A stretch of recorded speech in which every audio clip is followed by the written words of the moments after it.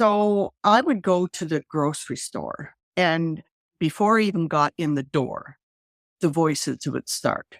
Like, are you going to buy a chocolate bar? Are you going to get a bag of chips? What do you really feel like having today? Do we need something crunchy, or do we need something sweet? Or do we need something salty today? I wonder what it's going to be. Ooh, I can hardly wait to get down the aisle and see what I pick. And maybe not just one, maybe we'll get one of every.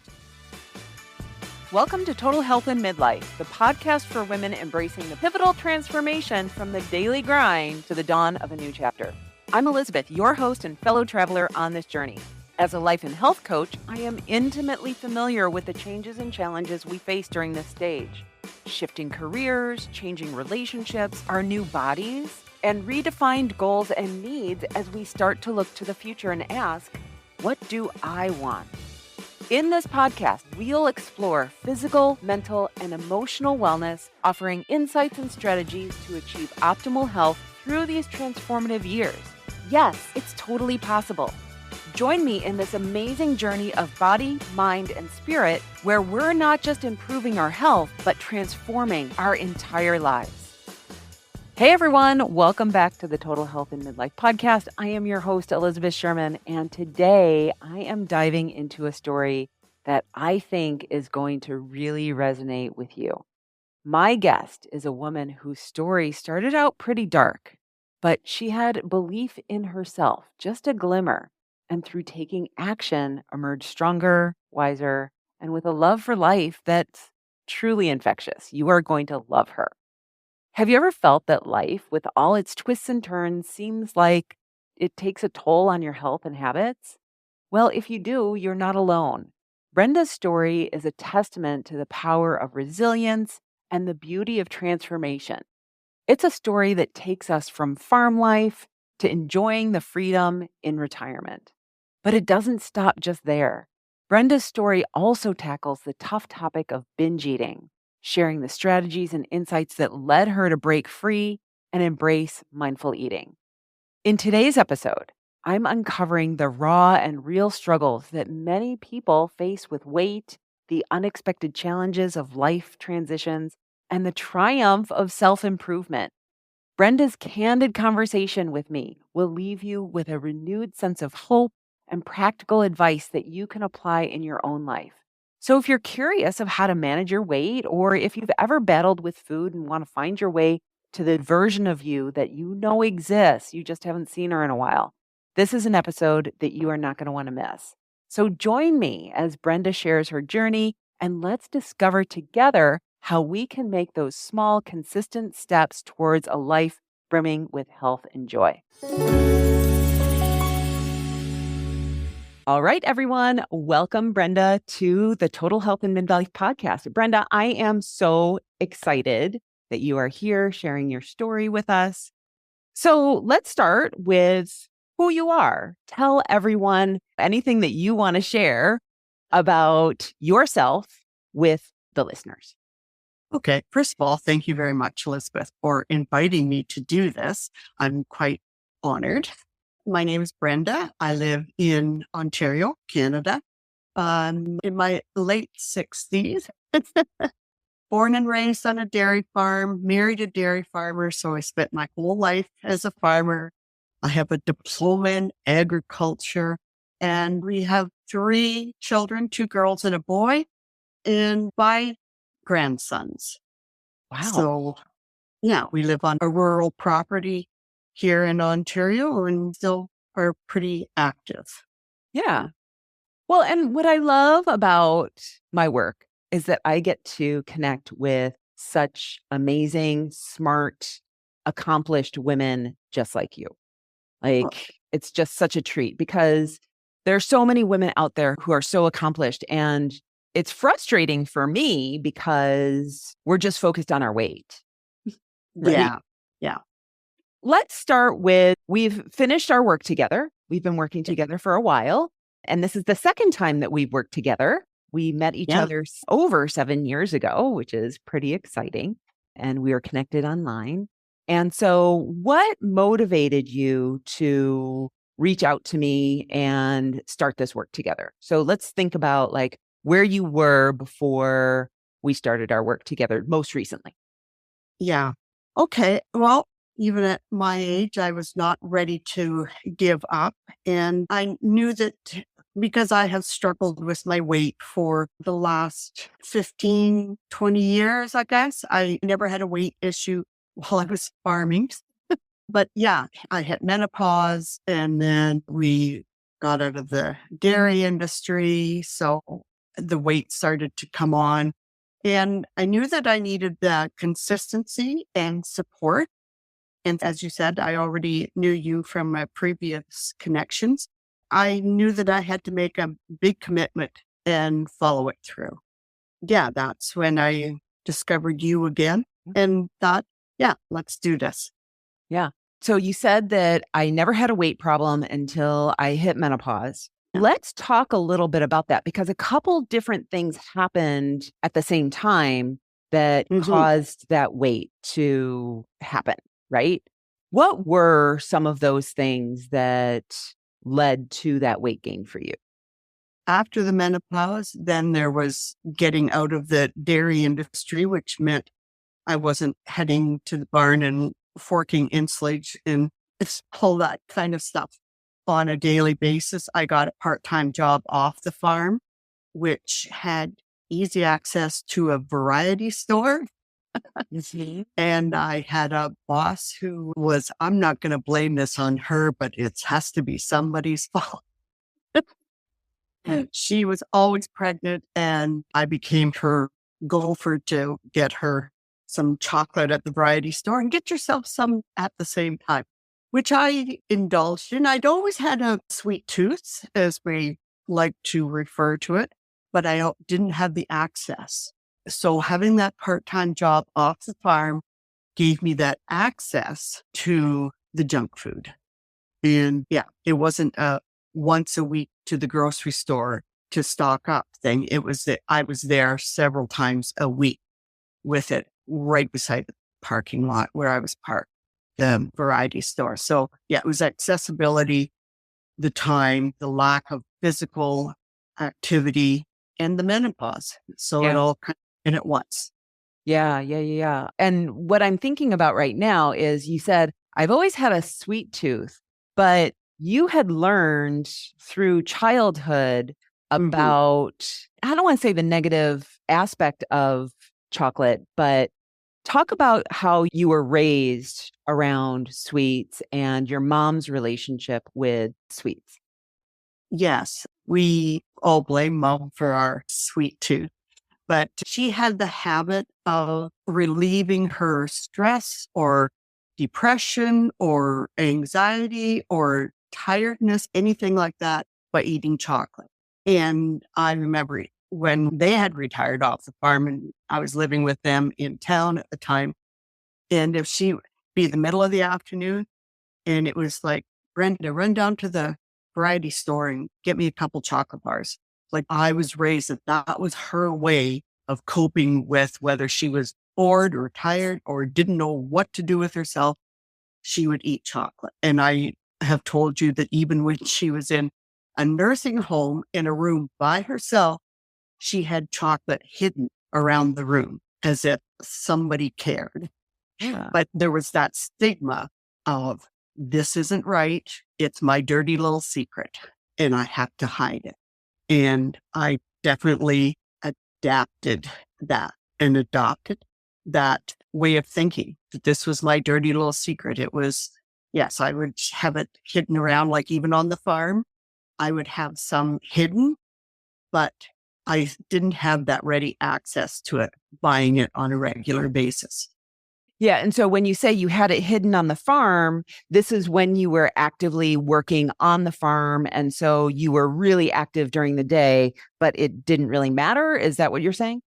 Yeah, like it hadn't developed the habit really of hiding it. But once in a while, the kids would they'd have that chocolate almond sale for fundraising. And I would actually buy the boxes and give them away to somebody for free because I would eat and eat and eat and eat them. So that type of thing that I knew that little worm in my brain would go absolutely nuts with this kind of stuff available, which I did not normally have available. Plus, you're working that hard. It didn't really show up on the scale or anything, so I could get away with it. Yeah. What I hear you saying is that as you hit menopause, as you moved out of the reproductive years and your hormones started shifting, you couldn't get away with it anymore through working it off during the day and moving. Plus, adding to that was working in a sedentary job where you had a boss who was feeding you more chocolate. And so you have this calorie balance, which then exacerbated the symptoms of menopause with weight gain. For a total imbalance. Yeah. Yeah, because I was consuming this chocolate without the exercise and the hard work went along with it before. So it was a calorie imbalance for sure. Mm-hmm. Interesting. So then what came out of that? You had this influx of sugar in your diet and you left that job. Yeah. I was there for 12 years. Okay. Yeah. And so what happened after that? It was set in stone. Okay. By that time, what happened was the search for the solution to my weight issue, starting with the Weight Watchers and like running the whole gamut of trying to figure out, okay, now what do I do? I packed on pounds and then the search began. Mm-hmm. And so had you dieted as a younger woman? Never. Okay. So not until menopause had you started dieting. Yep. Because I was the envy. Like, oh, how do you stay so slim? I said, well, first of all, if I know that if I eat that extra piece of pie for supper, I got to go and get under the cows. And it's like, didn't make sense. And I was just working hard. So I never had to worry. I was, one of those people that we all hate that, oh, I can eat anything I want until I couldn't. Yeah.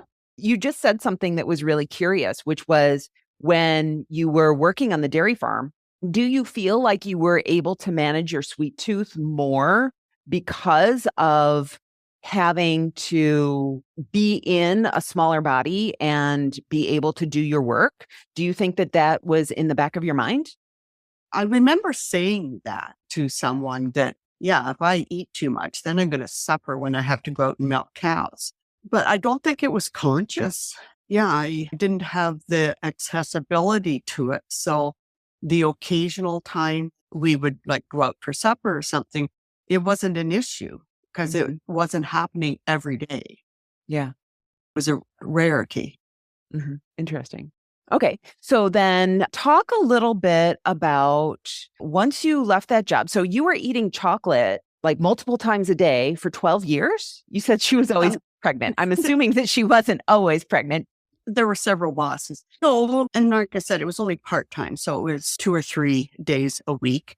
And it wasn't like I was constantly eating it, but I definitely started putting on weight about that time. So no, I just developed that need for it, and having the accessibility certainly changed things.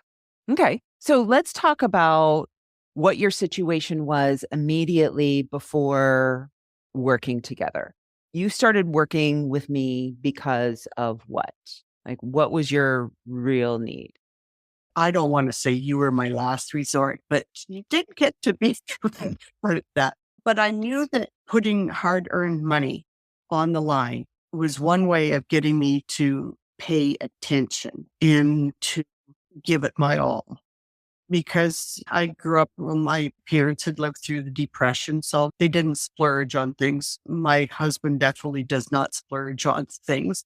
And raising 3 kids and having our own business and paying all of that, you kind of guard your money. So I knew that by making commitment was going to make me pay attention and take it seriously. And what result were you looking to have? Was it just weight loss or anything else? That was my major motive to get started. because my doctors say, oh, you're just not used to being this weight. Well, why do I want to get used to being this weight? Like that didn't make sense to me. She wanted me to accept the fact that I had hit menopause and I wasn't dealing with the same body. I wasn't dealing with the same exercise and work, that I should just get used to being 40 pounds overweight or whatever. But I thought, you know what? That's just going to shorten my life or make me less independent as I get older. And that was not something that I was willing to accept. Yeah, because you're pretty active. You travel a lot. Yeah, we like to travel. And so I didn't want to be, it's pretty hard to travel if you're in a wheelchair or have a walker or have an oxygen tank, those kind of things, where I have seen elderly people go down that path. And my husband and I had worked too long and too hard to just sit and do nothing. We wanted to see the world, and we have done a lot of traveling and really enjoy it. I love that. Let's talk a little bit more about your retirement and what your health supports you to do in your retirement. So other than traveling, what other things do you like to do? Because you have an amazing set of skills and interests. I've done a lot of volunteer work, and from everything from 4-H leader to helping to build a basketball court and outdoor washrooms in Guatemala, to 4 years being a volunteer with victim services. So I like to be active and do those kind of things. We sold our dairy farm and bought another farm and built a house. So we went from 100 acres to 200 acres. We don't farm it though, so to speak, but I have a horse. I ride all over property. We have snowmobiles. We have ATVs. Yeah, we do live a pretty active life. And now I've discovered yoga and Pilates. So I'm doing that several times a week. Just did a Pilates class last night. So my butt actually hurts today. We did a lot of that kind of stuff. So yeah, I like to stay active. I have friends that we like to get together and do silly things and have fun. So yeah, I'm definitely don't want to be sedentary. Yeah, exactly. Because I don't think that most people, I know that you're from Canada, I'm from the US, and I feel like we're sister nations, right? We have a lot of the same mindset. And in the US, we talk about the American dream, which I think is pretty similar in Canada, that you work hard, you save for retirement, and then you get to live this dream life. Yeah. And no one thinks about their dream life as going to doctor's appointments and spending it on medications and watching TV at home, right? That's right. Yes. Yeah. Yes. Going to physio and chiropractor, massage therapy and all that kind of stuff. Yeah. That wasn't what I had pictured as our life. Yeah. And you have 4 grandsons, right? 5 grandsons. Wow. So yeah, they keep you on your toes too. They're really busy boys. Yeah. So I think that what you're living right now is the ideal American dream retirement. Yeah. And I don't feel guilty about that because we work darn hard. Farmers are hard workers and we feed a lot of people. So I had a cousin who was a teacher and her husband was a principal, and she always thought that, oh, Brenda should have gone on to university. She could have done this. She could have. I thought, I have fed millions of people. I think that's not too bad a life.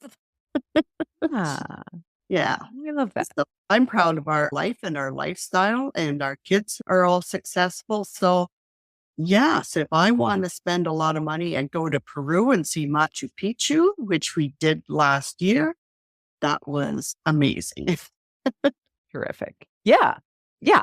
I mean, that's the pinnacle of retirement, right? Going to Machu Picchu and not taking the train. We took the train. I said, there was a train, sign me up. Right. Okay. So let's talk a little bit about our work together. So you joined my group coaching program And then we also did a little bit of one-on-one on top of that. Talk a little bit about your experience in working with me, what we did and how we approached that together.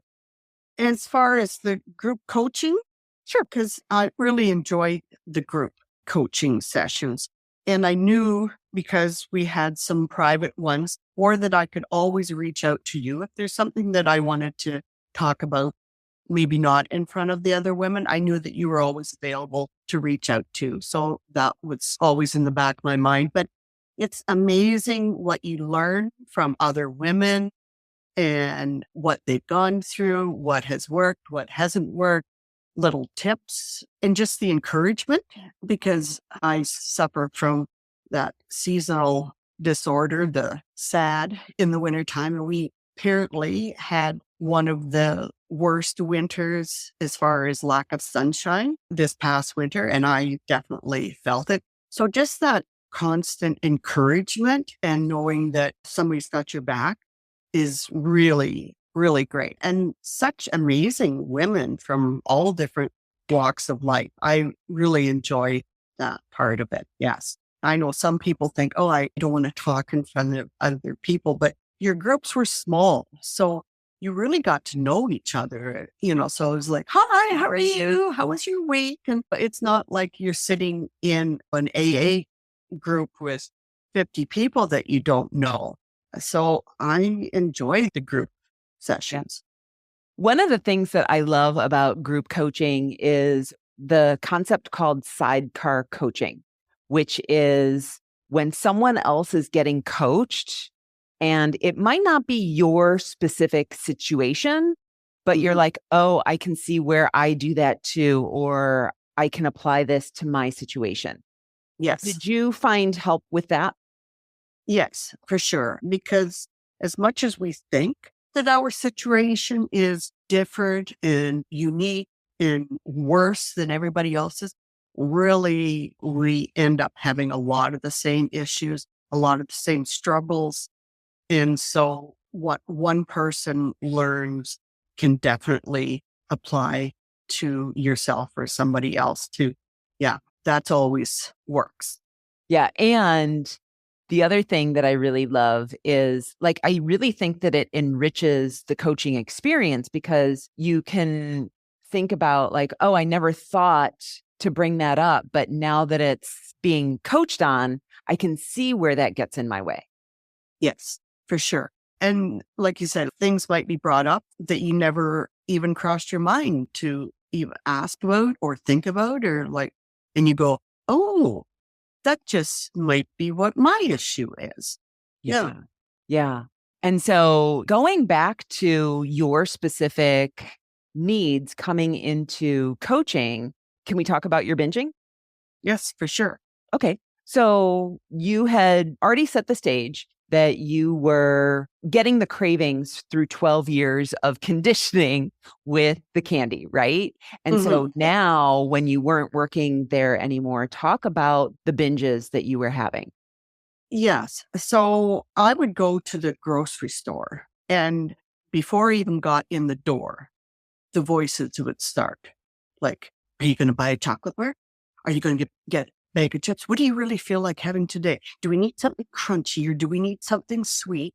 Or do we need something salty today? I wonder what it's going to be. Ooh, I can hardly wait to get down the aisle and see what I pick. And maybe not just one, maybe we'll get one of every. So we'll solve the sweet, we'll solve the crunchy, we'll solve the salty, because I'm not sure what I want. So let's just buy it all. And that voice would just never shut up. And that was what I was dealing with. It seemed like I was just bombarded by this inner voice that was trying to turn me into a wreck. Yeah. And how often was that happening? I'd say sometimes every week, sometimes more than once a week. It depended on whether I had eaten before I went into the grocery store. That really does help. Don't go into the grocery store on an empty stomach. That's actually good advice. And be hydrated too, because that kind of drowns the little voice a bit. But yeah, it was way too often. That's for sure. And then, of course, you know what follows that. I hate myself. I'm stupid. Why can't you control this? Yeah, all of that. Shame, regret, just terrible. Yeah. And how long were these episodes lasting? It would depend on what was going on in my life. It would depend on what the weather was like. I was kind of a slave to the weather sometimes. Yeah, it would depend on whether my husband was going to be home and might catch me Mhm. because it was always on the down low. Sometimes I would eat the stuff on the way home before I got home so that I could find a garbage can and shove it all in there and hide the evidence. Yeah, I totally relate to that. That's something that I used to do as well. So, what did you learn Oh, about yourself? What did you learn about your binges? What did you learn about your relationship with food? yes. With the binges, the biggest thing I learned from you was to be curious, to start to ask myself while I'm looking at that stuff on the shelf in the grocery store, why am I drawn to this? What is it that's lacking in my day? Am I tired? Am I thirsty? Am I mad? Am I just feeling lost or unloved or whatever? So to get curious and start to ask the questions, and then to take the time to remind myself of how I have felt the last time I did this. And I have told you that story about looking at the bag of Cadbury mini eggs and thinking, yes, I know how good they taste, the crunch and the chocolate, they're so good. And then I remember how I felt after I ate the entire bag, because there's no way if I open it that I'm leaving half a bag sitting around. I will eat it until it's empty, and then I feel like crap and I hate myself. So, do we really want to go down that road again? Is that solving anything? Is it getting me anywhere? Is it getting me to my goal? Is it giving me an answer to any of my whys? Yeah. And the answer is absolutely, positively no. Yeah. So let's move on. Let's go buy some apples. Yeah. And I think that that's actually, one of the things that I teach is that when we're sitting there and judging ourselves, that is going to block any curiosity. And the other thing that you just talked about was having your own back or your future selves back, right? And really thinking about those next steps, not just how is it going to taste right now, but how am I going to feel afterwards? Because everything that we do is because of how we feel or how we think we're going to feel when we do it. And so eating whatever it is, Cadbury eggs or chips or whatever, it tastes good in the moment. We feel good in the moment, but then afterwards, it's so temporary, right? And then Oh, afterwards, we yeah. feel terrible, not only about that, but then whatever we were eating in response to is still there. And then there's the judgment on top of that. Mhm. And plus, getting that sugar rush makes you want to do it again and again and again. By giving in the first time, we're making it 10 times harder to say no the next time and the next time. By stopping, and I have picked up a bag of candy or whatever in one aisle and left it in the soup aisle or something, 3 aisles over, because I've had taken the time as I've walked around the store to think, why did I buy that? Do I really want to do this? And it's taking the time to question your motives and to remember how good you feel about yourself when you don't eat it, when you've said no, or you've just like kicked that stupid little voice to the curb and just gotten the groceries that you wrote down on the list. And yeah, and you come out, you think, way to go, girl. Like, Yeah, I love that. I love that. Yeah, like celebrating even just those small successes, because that's absolutely. something that we do in the program, right? We celebrate little wins. We don't do that as women enough.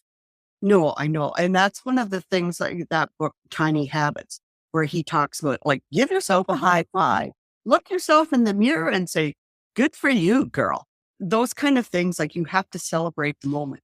And just remember how good that feels over how crappy you feel when you've eaten the whole bag of chips or the whole bag of candy or whatever, and you like are so disappointed in yourself.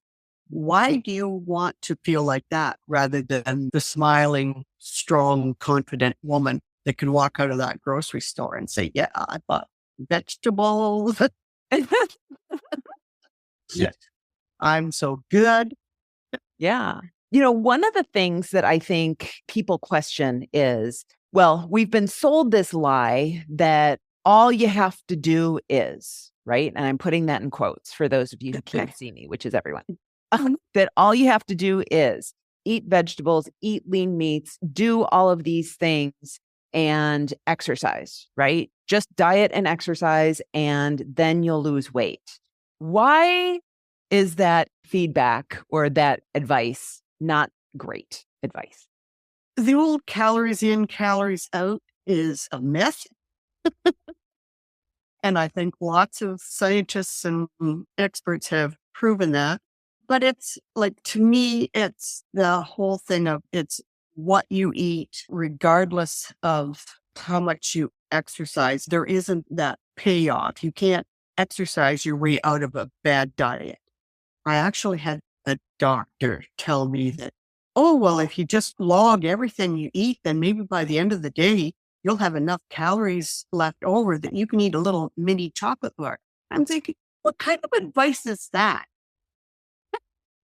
So some of the experts do not have the answers and like to read and listen to information on, because as you say, science changes. If it's not evolving, then there's something wrong. So I think we've learned so much over the years, like from the old don't eat fat, don't eat salt days. Like I said, you can't exercise your way out of a bad diet. Yeah. I think another question that I have as you were talking is thinking about the mindset that we have, because you started out talking about the mindset that your mom had towards chocolate, right? And the shame that we experience when we eat too much, which is kind of interesting because as young women, even a little bit sometimes is too much. And so it sends us into that shame spiral. Like, we know cognitively that we should be able to eat chocolate whenever we want to, but then when we have it,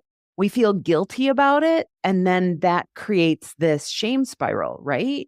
Yeah. Yeah. Which doesn't make sense. Like, women are so bombarded with shame and how you should look and how you should act and what you should wear. And gets sickening after a while. And I feel sorry for young women and girls, like dieting at the age of 10. It's crazy. So I think that was one of the other things as far as what you've taught me with my binging. I felt that every time I binged, I was a loser. And why can I not get my act together and stuff? But you encouraged me to keep track of how often I binged and how long the binges last. And those are the two main ingredients on trying to improve what I was doing in my life. Like, okay, is this happening 3 times a week? Is it lasting once a week or like happening once a week? And then, because I'd go from, if I did it one day, then I was going to do it several more days. Now, if I binge, it doesn't last very long. It doesn't happen very often. I can get out of it, within immediately. And I don't throw the shame on me. I don't pile that on. It's like, okay, that happened. Let's clean it up and get back on plan. And by not burying myself in that guilt and shame and self-loathing, I'm able to come out of it faster, because that kind of stuff actually makes you feel like doing it again. As much as you think it will stop me from doing it, if I kick my own ass a few times, it actually makes you do it more often, because now you feel like crap and you hate yourself. So what the hell? I might as well eat more. Yeah. It's a vicious cycle. Yeah. But now I can just brush it off and say, okay, that happened. What was I thinking? What did I need? Like, was I feeling lonely? Should I call somebody? Should I reach down, like call a friend? Something like that. Or written it out, trying to think of, okay, am I feeling lonely? Was I tired? What was going on in my brain? And then sometimes it's like, okay, I just let my guard down and it happened, and don't analyze it. Just move on. So there's a time and a place for both. And I think that I've learned from this past year with you when and how to do those things, which has made a huge difference for Yeah. sure.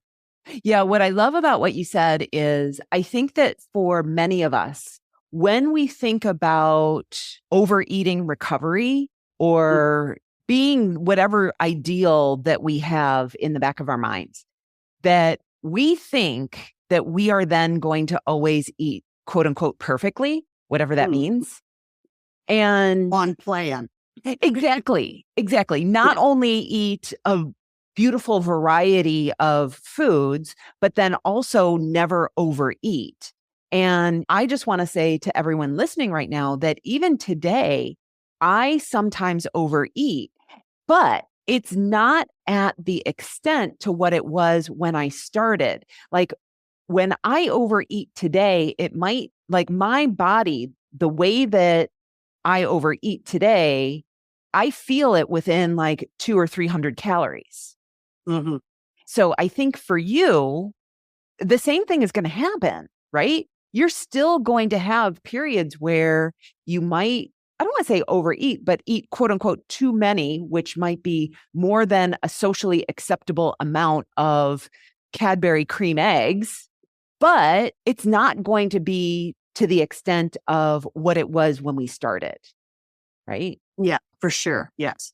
And a lot of it is just being more aware of what and why, Yeah. and to question yourself and think, what is going on? Why am I feeling this way? Why do I think this will answer my needs or fill my needs and answer my question? Overeating is not being brilliant. So you have to question it. Like, why are you thinking this way? Yeah, because overeating is just one habit loop. And so, like, really Mhm. investigating why did that happen and how can I prevent it from happening again? So, I love Without that you answered. beating yourself up. Exactly. Yeah. Y- Because it's just food, right? But we have Yeah. such a And I stigma. really, yeah, because I really found that the beating myself up for it was making it worse, because I felt so bad about myself that I figured, what the hell? And, what, just eat more, Yeah. because nobody cares. Nobody's going to know, it's our little secret. But now I know that I deserve better. Yeah. Now, here's something that I want to ask. How long into the program was it before you actually made that connection? Because it was a while, wasn't it? Oh, yeah, because there's always setbacks and challenges, right? And honestly, there were a few times that within minutes of getting off of a Zoom meeting with you and the group coaching, that I would go and eat something off plan because it was not sinking in and it wasn't resonating with me. But I honestly do not know when it clicked in, but it did. Yeah. And I think it was when you got me to start taking note of how often I was binging and how long the binges were lasting, that it became a conscious thing of recognizing what I considered a binge and then questioning it. That's when it started to make a difference. And when I started to say, oh, well, I haven't binged for 2 weeks. And then if I do, then it was like by the end of the day, I had thrown the stuff out or whatever and moving on. So it was a while. Like, some of us aren't that bright. No, it's just, it wasn't sinking. I wasn't hearing it because I wasn't allowing myself to hear it. Yeah. And I think that for many folks, we've been so conditioned to do the 30-day detox or the 3-month plan. and thinking that that's all I need, that I don't need 6 months or I don't need a year. But that's only because those programs give you just like the eat this, don't eat this, exercise this way, don't exercise that way. And they don't address the mindset, which is so much slower to change. Oh, yes. Like, if I've been doing this for years, why would I think that I could get over it in 30 days? That's not practical. And that's why the program, when I signed up for it, okay, this is a year. Surely to God, I can make some changes within that time. And they crept up on me, and it was like, oh, wow. Yeah. Yeah, it's lovely surprises, because so many of us have been there, done that, tried every program there is, and maybe it's worked. And then you get off the program and you're right back to doing what you were doing before. And then you go back to that same program because you think, oh, well, it worked for me the first time. It never works the second time. I don't know. We've locked that door or something, and our mind isn't going to go back there. So this being more of a mental, psychological habit thing, not just to do this, don't do that, made more sense to me. And it definitely has made a difference in my life that other programs have not. And I'm not saying I've lost 40 pounds in a year. I haven't, but my mindset is so much better that I feel like I have so many better tools. And one of the big things is to not hate myself, because I know a lot of us women, we hate ourselves for being who we are. Well, where does that get us in life? Like, this is who we are. And yeah, we can tweak it, and we can make some changes, and we can develop some new habits or lose some habits, but we're still who we are. So it's not worth beating ourselves up. It's worth taking those baby steps and finding our path. Yeah, I love that, because you are such an amazing woman, and everyone listening is an amazing woman. And Yeah. your weight and how you eat is like one of the least interesting things about you, Yes, right? that's true. Yeah. Something that I wanted to go back to just for a second was, I remember at one point we were talking about taking weight loss off of the table. I know that your Mhm. goal in the program was to lose weight, but we really focused. And I think that this is when things changed for you. I was like, let's take weight loss off of the table and only focus on the binges, right? Yes. Yeah. Because you were able to pinpoint the binges as being the thing that was getting in your way of the losing weight. And so it seemed like an easier, like, back door to the weight loss, right? Mhm. Yeah. It was also the thing that was making me not a complete and happy person, Right. because I judged myself on that alone. Yeah. So talk about where you are today with the binges. Thankfully, few and far between.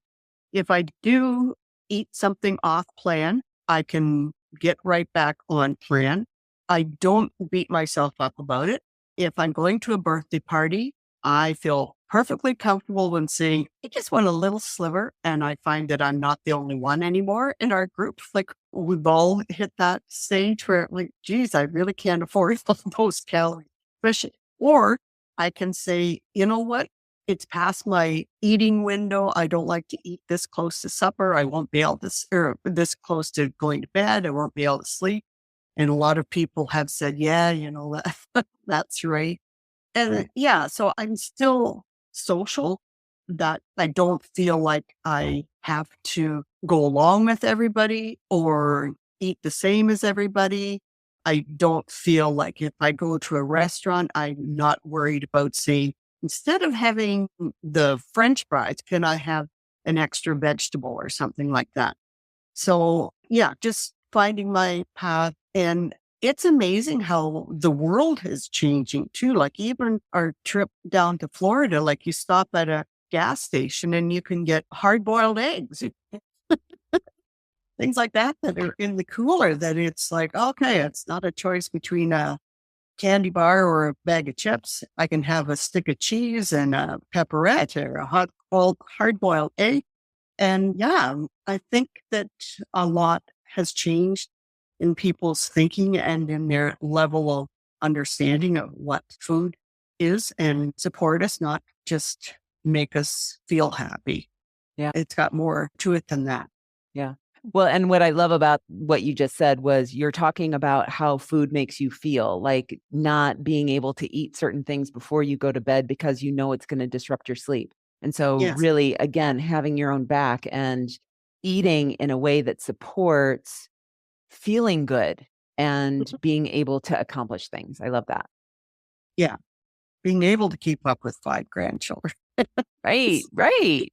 Yeah. And being able to keep up with my husband and able to walk when we go on trips and stuff. Because a lot of these trips are a lot of walking in them. And yeah, it feels good to be able to participate. And like last night, I was by far the oldest one in that Pilates class. And it didn't intimidate me. It was like, watch me, girls.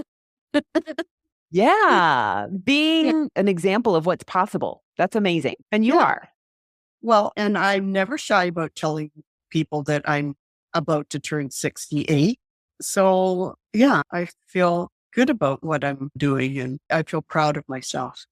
You And I should. think, well, you've helped me to do that. That's for sure. The group and your coaching has helped me feel like I've accomplished something and I should feel proud of myself. Yeah. Yeah. Awesome. Is there anything else that you want to share with the listeners?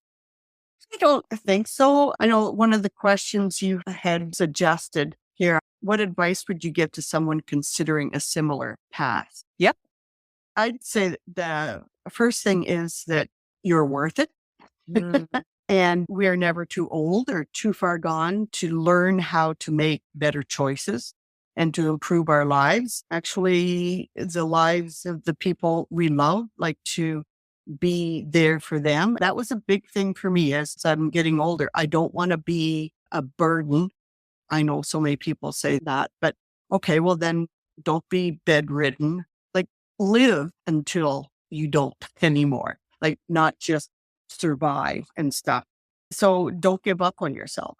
Like even at my age, I thought, well, I can still improve my life. My life's not over, so I can still make improvements.